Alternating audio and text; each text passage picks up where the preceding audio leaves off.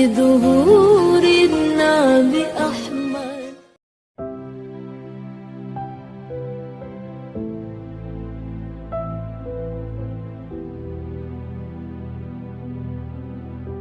Saya kira kita sudah punya perlengkapan alat-alat yang dikasih oleh Allah untuk mempertimbangkan segala sesuatu itu.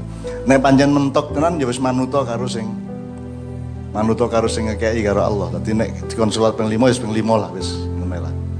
Tambah salat sunat kan gitu. Jadi hidup itu kan cuma dua, patuh atau ikhtiar. Kita ijtihad. Apa? Jadi Anda cari sendiri, tanggung jawab sendiri, nanggung sendiri, atau Anda dicarikan, tapi yang mencarikan Anda ikut tanggung jawab, kan begitu kan? Jadi kalau Allah sudah memberi petunjuk kepada Anda, jangan lupa Allah bertanggung jawab terhadap petunjuknya kepadamu, kan gitu. Nah kalau kita tidak mau menuruti petunjuk Allah, berarti kita juga meremehkan bahwa Allah itu melindungi kita dalam hubungannya dengan petunjuk yang dikasih ke kita itu. Gitu mas, kira-kira ojo nesu mas ya. Ya pancen urip ngono kuwi cen angel.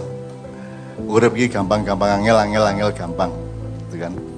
Kadang-kadang ketok ya angel tapi gledek gampang, kadang-kadang ketok gampang tapi wangel karo-karuan ya ono. Memang itulah dinamika. Itulah romantika hidup kan gitu. Memang begitulah asiknya di situ. Dan makanya dan itu manusia mas yang dikasih begitu cuma manusia. Kalau malaikat enggak. Malaikat itu pokoknya dikotomis, ya ireng putih titik, iki elek iki apik titik. Yang baik pun langsung sudah diregulasi oleh Allah. Malaikatnya tidak perlu memproses kan begitu. Betul. Tidak perlu, pokoknya sudah pasti baik. Kalau setan iblis pasti buruk kan gitu. Kalau manusia di antara keduanya, maka manusia adalah makhluk yang aksani takwim, itu artinya dia yang paling lengkap. Di dalam dirimu itu ada binatang, di dalam dirimu ada peceren, di jerone hatimu ku ya ana jumblun barang ya ana. Ya, di jerone awakmu ku ana malaikate, ana setane, ana iblise, ana semua makhluk Allah yang lain ada pada diri manusia. Bahkan Allah sendiri ada di dalam diri manusia. Ya, ada hadis asa antakrahu syai'an wa huwa khairun lakum wa asa antuhibbu syai'an wa huwa syarrul lakum. Itu ya. Nah, itu saya kira problem rutinnya manusia di segala zaman. Allah mengatakan apa yang kamu pikir buruk itu jangan-jangan itu yang baik untukmu, dan apa yang kamu pikir baik ternyata itu buruk bagimu. Itulah sebabnya kita istikharah, Mas. Itulah sebabnya kita harus terikat, mengikatkan diri terus kepada tasim billah itu ya. Maka kita gandolan Gusti Allah terus itu karena kita itu ilmu ini terbatas. Ketok apik tapi ternyata elek, ketok elek ternyata apik. Asa antukrihu syai'an wa huwa khairul lakum wa asa antuhibbu syai'an wa huwa syarrul lakum. Nah, karena manusia hidup di dalam dinamika atau ketidakmenentuan di wilayah abu-abu nek cara modern ya, di daerah abu-abu, maka kita membutuhkan kejelasan mengenai hitam, kejelasan mengenai putih. Itulah sebabnya kita bergerak dari abu-abu ke hitam atau putih itu minta dituntun oleh Allah, karena Allah yang maha tahu mana yang baik, mana yang buruk untuk kita. Nah kalau sudah dituntun ya gelemo, menurut saya gitu ya. Ya ikut aja. Iya, dan banyak masalah manusia itu dari di situ sebetulnya. Mas, ketika saya tamat SMA itu Cak Fuad itu tamat IAIN, Cak Mif itu berhenti kuliah di Fakultas Farmasi UGM, kakak saya yang nomor 2. Ayah saya meninggal dalam keadaan punya hutang sangat banyak sekali, ibu saya setengah mati, rumah kita dijual, kayu dijual, meja kursi dijual, dipan dijual, sampai tidak punya apa-apa sama sekali. Kami 15 bersaudara, adik saya Cak Nas sama Cak Dil berhenti sekolah hari itu juga. Saya juga tidak meneruskan kuliah di Fakultas Ekonomi UGM karena kami sangat-sangat miskin. Kalau pakai pikiran manusia, 15 orang bersaudara ini harus hari itu juga cari kerjaan, terus dikumpulkan uangnya untuk nyaur hutang, karena hutangnya itu ada yang ketika itu jutaan, ada yang ratusan ribu, ada yang puluhan ribu, jadi tidak terjangkau oleh kami. Nah, apakah lantas kami 15 orang ini terus nyambut gawe di perusahaan Bobi? Ternyata enggak juga. Pokoknya saya, kakak saya, Camif, adik saya melakukan apa yang kami mampu lakukan itu dok. Aku gak terus nyambut gawe di perusahaan apa yoga, aku terus nulis gitu. Sampai akhirnya Allah membuktikan bahwa jalan untuk bisa membayar hutangnya ayah almarhum itu sangat banyak bagi Allah. Kalau Allah mau itu kalam bil basar. Apa? Hada apa? Mudah bagi Allah apa? Ya seperti Hayyinun. Wa ma huwa alaihi bi'aziz. Inna dzalika 'ala Allah hayyin. Itu ya, itu bagi Allah mudah. Itu kata-kata Allah kepada Siti Maryam gitu ya, ketika malaikat menyampaikan bahwa Siti Maryam itu akan punya anak meskipun nggak punya suami. Siti Maryam, mana bisa saya akan punya anak wong saya nggak punya suami. Nah maka malaikat berkata itu bagi Tuhan sangat mudah gitu. Kan gitu ya. Jadi kita sebenarnya sudah punya wacana-wacana dari zaman para nabi dan seterusnya. Jadi awakmu nek duwe masalah iku golek ana kira-kira cocoke iku karo nabi sapa piyen. Misale ana sing wong sing dikurung oleh masalah sampai pengap sampai gak iso apa-apa wis gelebak-gelebek tok iku, maka katakanlah itu seperti Nabi Yunus di dalam ikan. Sudah tidak bisa apa-apa kecuali wiritan dan la ilaha illa anta subhanaka inni kuntu minadz dzalimin misalnya gitu ya.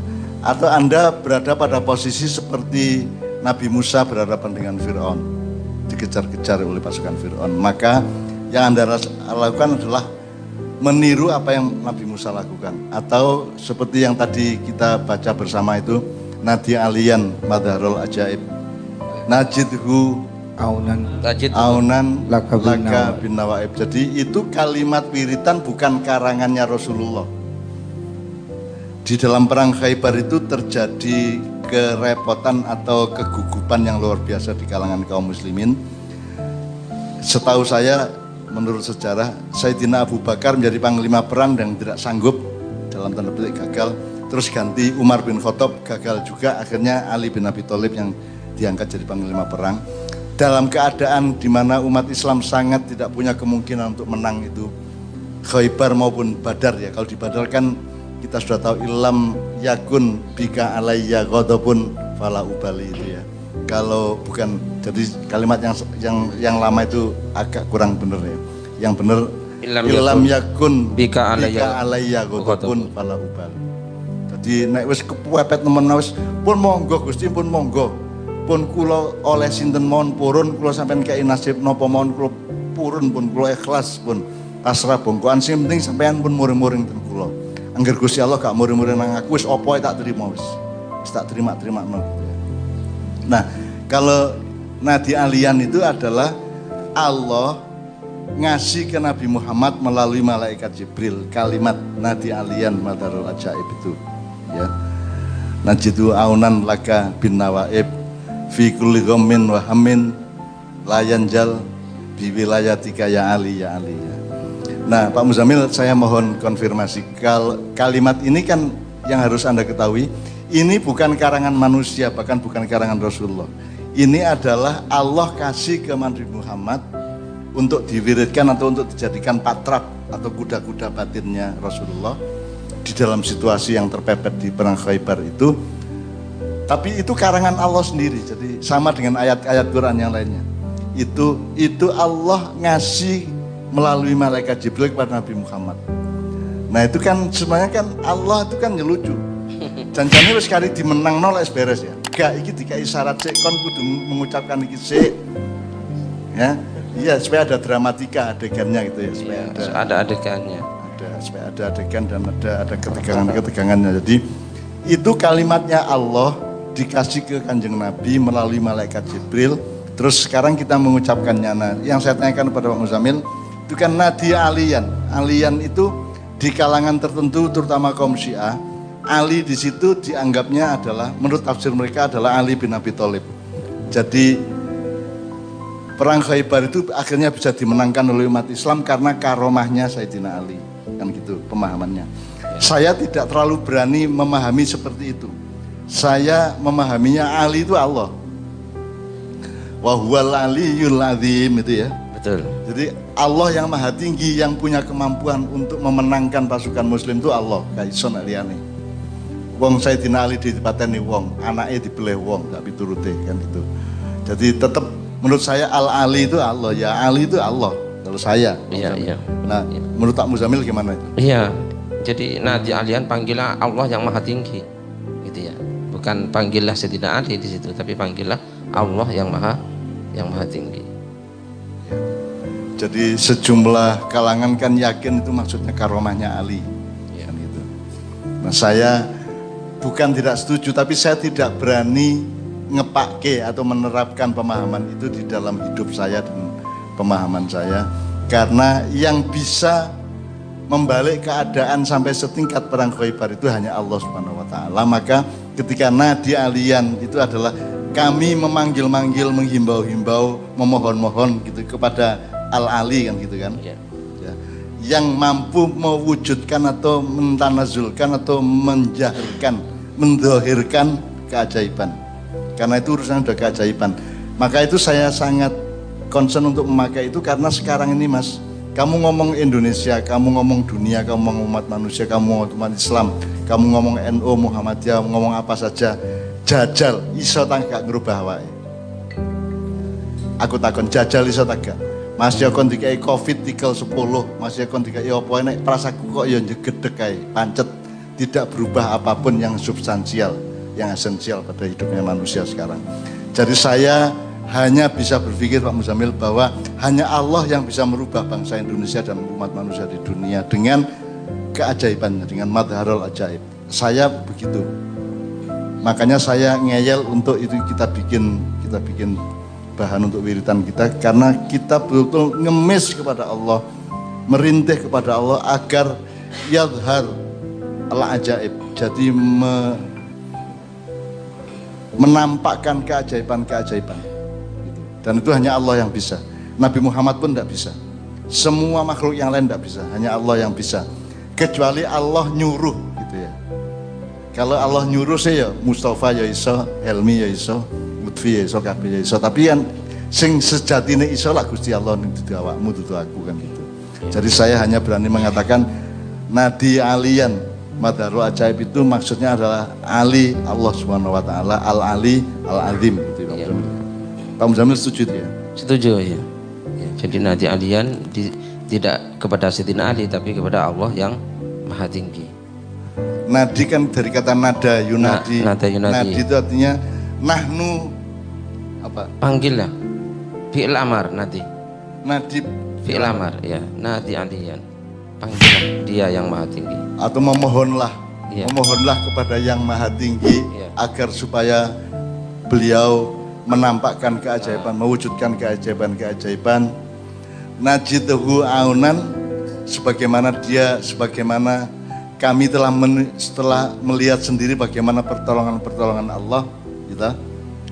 Laka an-nawaib gitu ya. Ya. Jadi apa namanya? Keadaan sekarang ini Mas, mungkin termasuk keadaan diri kita loh ya. Nggak usah negara loh, nggak usah sak bangsa loh ya.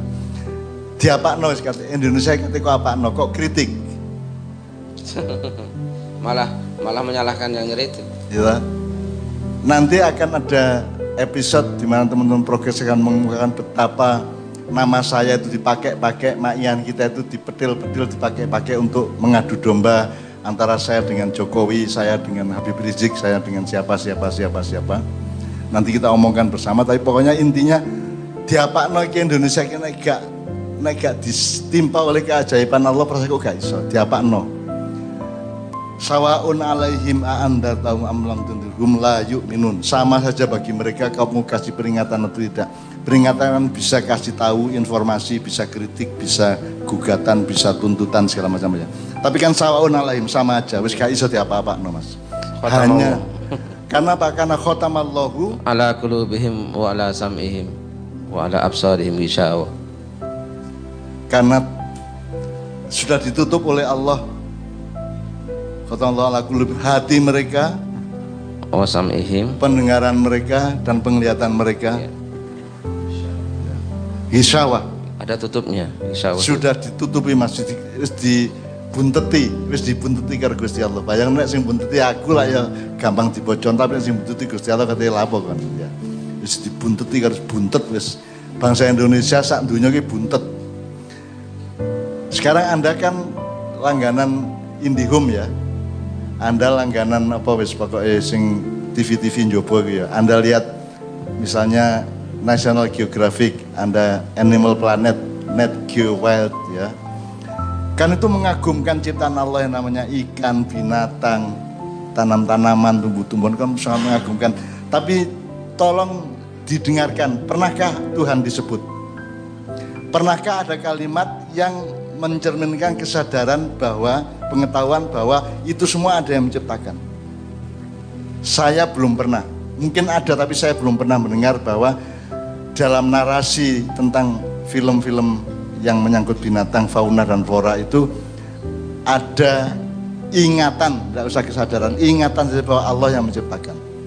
Jadi seolah-olah binatang itu menciptakan dirinya sendiri. Kalau kanguru itu menciptakan sistem pertahanannya di kakinya yang dua itu, kalau macan begini, kalau hiena begini, seolah-olah mereka menciptakan dirinya sendiri. Dan tidak ada satupun narasi di film-film itu, di features-features itu yang menunjukkan atau yang mengatakan bahwa semua itu diciptakan oleh Tuhan. Terserah ngomongnya Tuhan namanya siapa terserah, tapi kan tidak ada sama sekali. Jadi kalau harapan Mas wong di dunia ikatilah apa dapuran taek kabeh ini. Itu yang saya omongkan, itu semua yang mengagumkan dari alam dan yang sangat dahsyat dan sangat mentakjubkan itu kan tidak dengan ingatan bahwa itu diciptakan oleh Allah, kan tidak ada, Mas. Loh, terus mau selamat? Nah, aku Gusti Allah ya tak gejroh ndase ya. Tak gejroh, tak banting di tembok ngono, cangkeme nyilih cangkemmu ngene tak sabetno ndek cagak ngene. Nek jare Kartola ngono ya. Kan gitu.